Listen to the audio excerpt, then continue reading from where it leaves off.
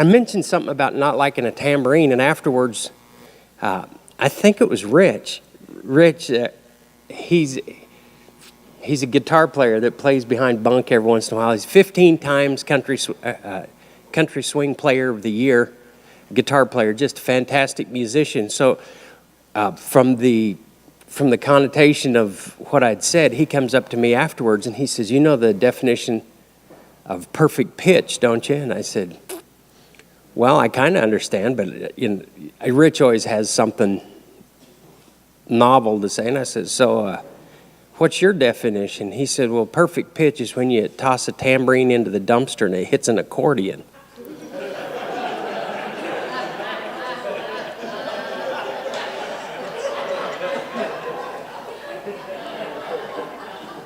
So I was just kind of going through the story, and come to find out, her grandmother,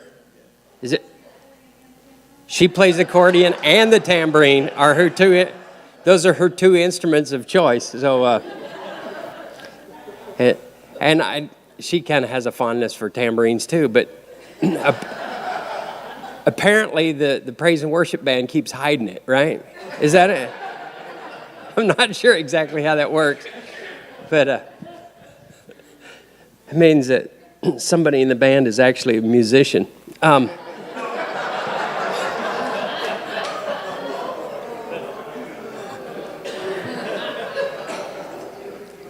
Hey, if Bo can say stuff and ask, "Why did I say that?"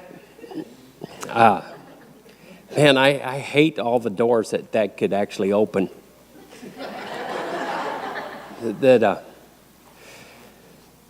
I only say it, well, in 8th grade I had a teacher one time, and I was like a constant stream of blabber. I was always really bashful, but I always had something to say. That was kind of my security blanket. So I was commenting on her English class, and she really liked me. I know she really liked me, or she'd have never got by with this. But she walked back. I was about where you are, and she walked back and stands in front of me, and she cussed at me with real cuss words, not preacher cuss words. These are, and she said, "If you would only say a fourth of what comes into your brain, people could take you for legitimate." And she turned around, and you could tell she was trying to control herself. And she went back to her desk and sat for a few moments to collect her composure. And I felt really bad for her.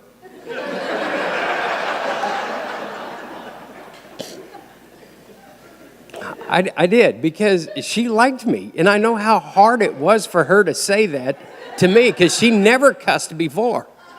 And, man, I just, so since then, believe it or not, I only say about a fourth of what comes into my brain. So, I was so impressed by BJ's deal on mentoring yesterday. I just, that's the heart of,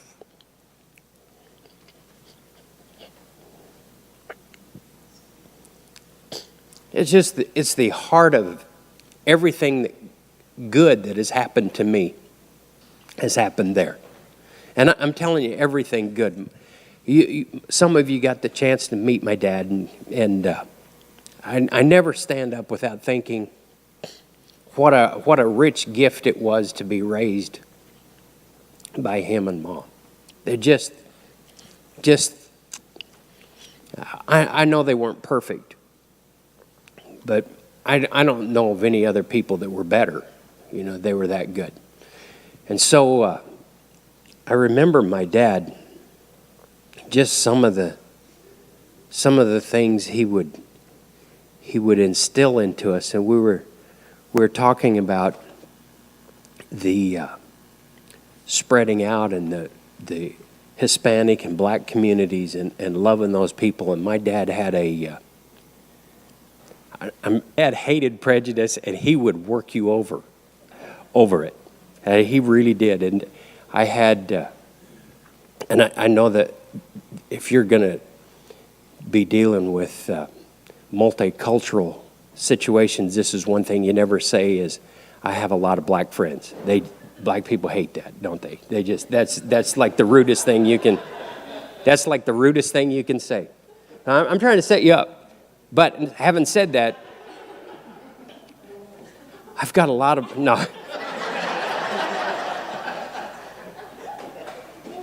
It was interesting to me that yesterday I got a phone call between Branson and here from a black friend of mine. His name's Harvey Martin. And he says this. He's engaged to this girl to be married, and it's their second marriage. And he was concerned because her dad would rather have her married to the guy who was abusing her than him because he's a black man. And he was calling me to ask me to pray for him. And now I do understand the second marriage deal, you know, and all of the ramifications of that. Those are legitimate. What's not legitimate is because he's a black man as opposed to this guy is an abuser. That's not legit. So I go along completely with what Bo said yesterday. We need to, people are people. And some great folks live in all races, and some total idiots live in all races. So we just have to understand that the color of your skin has nothing to do with the condition of your heart. So anyway, I have a couple scriptures that I want to talk to you about, and I want to read through them, and then we'll kind of go slowly because I want to just seal this off. We're talking about leadership. It says Jehoash, and I don't know why they name these guys with this many syllables.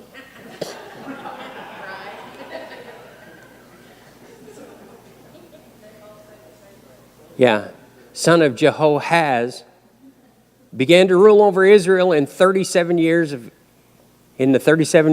King, this is why I have other people read, of King Joash's reign in Judah. He reigned in Samaria 16 years. Verse 11 says, but he did what was evil in the Lord's sight. Every time I read this, where it says the king did evil in the Lord's sight, I get this sick feeling. Does that bother you? I'm telling you, to the point I hate to read that part of the Bible. Oh, man. Why won't they live for God? All the king has to do is live for God, and it allows God to bless his people, yet he's so consumed by his selfish desires and his selfish leadership that he has to do what's evil to satisfy himself because he's the king and he's going to do whatever he wants to do. And it leads to sin. He refused to turn from sin that Jeroboam, son of Nebat, had led Israel to commit. Now, before we go to the next part of this, I want you to understand that this, verse 11, is the problem. Verse 11 is, this king did what was evil in God's sight. And we always spend time on this next part of the verse. Go ahead and go to 12, excuse me. Go ahead and go to 12. So the rest of the event, Joash's reign, and everything that he did, including the extent of his power and his war with his king Amaziah of Judah, recorded in the book of the history of the kings of Israel. Let's go to 13. When Joash died, he was buried in Samaria, with the king of Israel. His son Jeroboam II became the next king. Go to the next one. When Elisha was in his last illness, King Jehoash of Israel visited him and wept over him. My father, I see the chariots and the charioteers of Israel. He cried. Let's go to the next one. Elisha told him, get a bow, get some arrows, get a gun. They didn't have guns. Get a bow, some arrows. And the king did as he was told. Go to the next one. Elisha told him, put your hand on the bow. And Elisha laid his own hands on the king's hands. And I thought, man, if there's ever a mentoring moment, this is it. But then the next verse happens. Then he commanded, open the eastern window, and he said, open it, and he said, shoot. And he shot the arrow, and Elisha proclaimed, this is the Lord's arrow, an arrow of victory over Aram, for you will completely conquer the Arameans at Apex, wherever they lived. They didn't live on I-35, is all I know. Then he said, now pick up the other arrows and strike against the ground. So the king picked them up and struck the ground 3 times, verse 19. But the man of God was angry with him. You should have struck the ground 5 or 6 times, he exclaimed. You would have beaten Aram until it was entirely destroyed. Now you will be victorious only 3 times. Next. Then Elisha died and was buried in a group of Moabite raiders used to invade the land each spring. Now, I looked at this passage, and so I stuck myself in every player of this passage. At first, I viewed myself as a king, because as pastors in the church, the buck stops here. You can get other people involved, but the more people you get involved in some of the decisions that need to be made, the messier it gets. We had some people that had rented the arena, and we have at least 2 events a week. Like today, we've got a barrel racing association of Texas is using our arena. We'll have 180, 200 runs, or entries, not runs. 180, 200 entries, and we'll do a church service during the break at noon. Tomorrow after church, we have a calf roping. They'll have 180 entries in the calf roping, which means there'll be 250 calf roping runs tomorrow. And we've got a church service or a devotion in the middle of that. That's going on right now. So we're always we have these events. And while we're setting up one event, we're also setting up for the next event the next day. And it's a massive undertaking. We have 5 acres under one roof on our campus. We have 232 stalls and an arena, and our sanctuary will set 1,100 people at tables in our sanctuary. We've got a kids area that has an area that's big enough for a gym and a half. Is our youth hall. It's just a massive facility that God allowed us to get into. But every week, we're setting up, making the ground right, working, getting everything set. So we have one of the entities that rents our property that thinks that we should be in the slavery business to their whims. So they had talked with our guys. Our guys tried to explain them. We gave them a cut rate because they're working with kids, and we appreciate that. But then they had a one-day rental, and they wanted to rent it the night before so they could do their setup. So out of the kindness of our heart, we let them do it the night before. And then they wanted to leave the lights on the night before so they could practice and play in the arena. And we said, well, sure, you can do that. It's a half-a-day rental. Oh, and they got ticked about that. And then they started working my guys. And they worked them. They wanted a concession stand open. It took about 5 or 6. They have once a month. About the 5th or 6th one, they're demanding everything.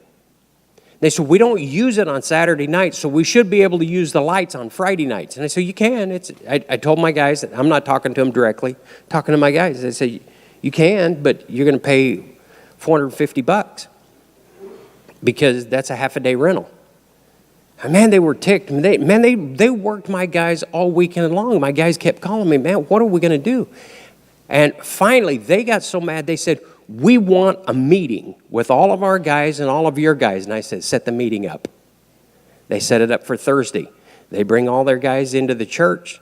They walked them into my office, and I sat with them. They said, where are all you guys? And I said, we don't play like that. The buck stops here. And I'm a really nice guy. But I sat down and I explained to them, we're on a precipice here. We would like to keep you here. But what I want to know, I know you probably have some good ideas, so I want some good ideas from you.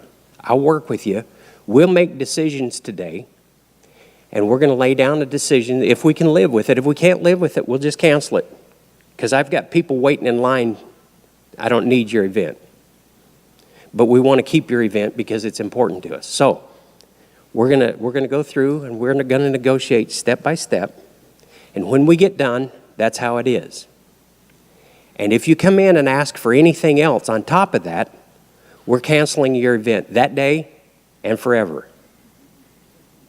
They said, well, how come you don't have all the people here? And I said, because you've already talked to them. The way it moves up our ladder, it comes to me, and I have to make a decision. And sometimes I have to make hard decisions, and I don't want to make these decisions, but I can. And you need to understand when I do, the board is not going to come in and buck my decision. They're going to back me. They're going to support me. And I already know what your history is. You've been run out of all the other facilities in the area, and we're your last stop. So it'd be really good for you to negotiate with us, and I want to do that. So they did. And I really appreciate it, because they came up with some great ideas that we need to do to clean our deal up. Man, they came up with great ideas, but the only reason they did is because there was a leadership moment that I hate to do, and I'm awkward with it, and I don't like confrontational stuff. Man, I just don't like it. But we were at the point where we had to make a decision. Now, it's easier for me not to be the guy to make the decision. I don't want to be the guy. That's why I have those other guys in front. They make decisions, and I stick by them. But when they push, then I have to make, and if I don't make a decision, then we got a train wreck. And so what I try to do is I try to look at all of this, and I thought, sometimes I'm the king here. Sometimes I'm the king. And I need to make king decisions like a king would. And Brother Cahill, you're in the exact same place. Man, sometimes you have to make decisions, and you know that my decision is just not going to affect me and the person there, but he's got a family that he's going to affect on down the line. And none of you all know this, but just so you know, I had a board member that decided he was going to get twisted off. And he blew a gasket. And he writes me a dirty letter, resigns, and he gives it to a guy who puts it on Facebook.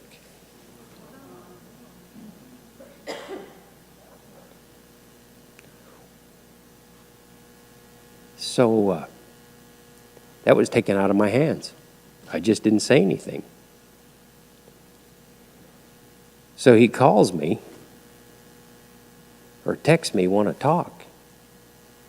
So, man, those moments are so sensitive because God loves that guy. I seriously, I want to punch him in the face right then. But God loves him, and I better not talk to him till I love him.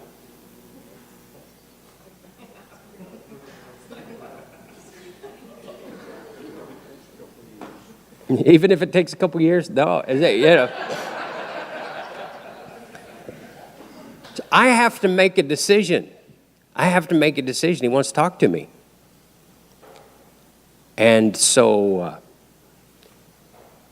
I called him, and the conversation started like this.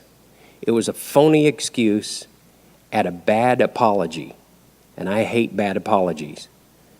A bad apology is, man, I didn't mean for this to turn out like this. That's a stupid apology. I'm sorry for what I did. That's a good apology. I didn't mean for it to turn out like that means that he's not sorry for what he did. And so what I did,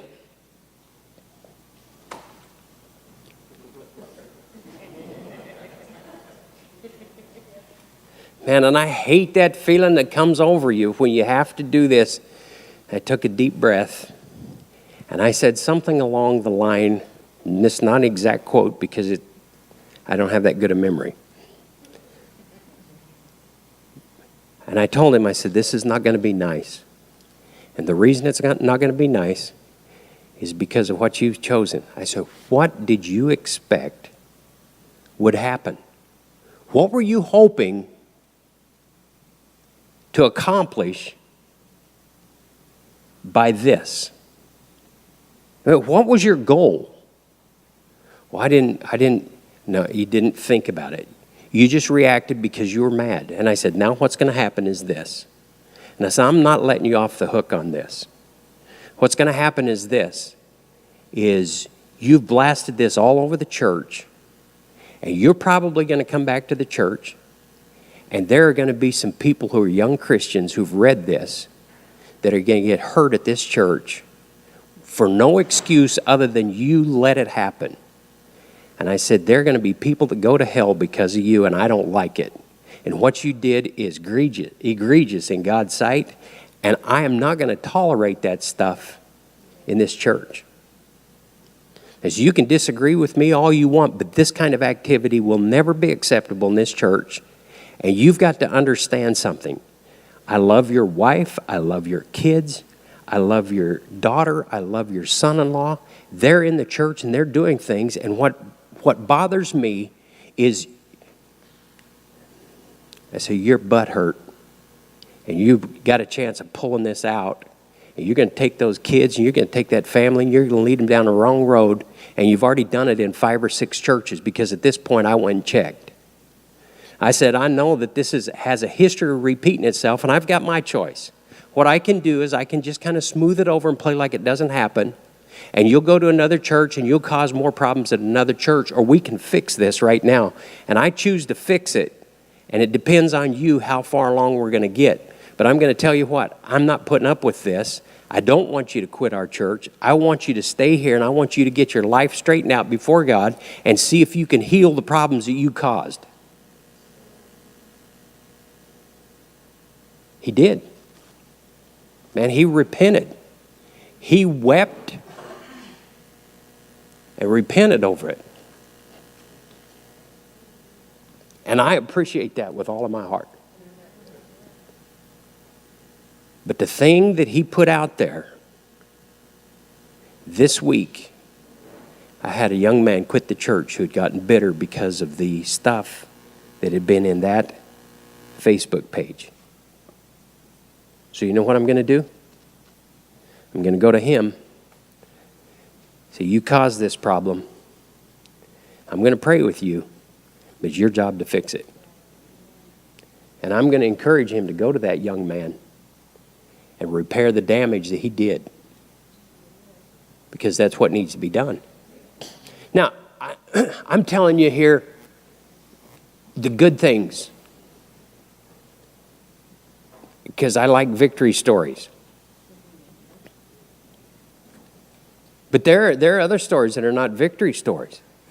And of all the things in the world I hate to do is be a mean guy. But sometimes I'm the king and I have to be the king. But the problem with this king here, he'd made bad choices before it came time for the arrows. So then the next guy I put myself in was Elisha.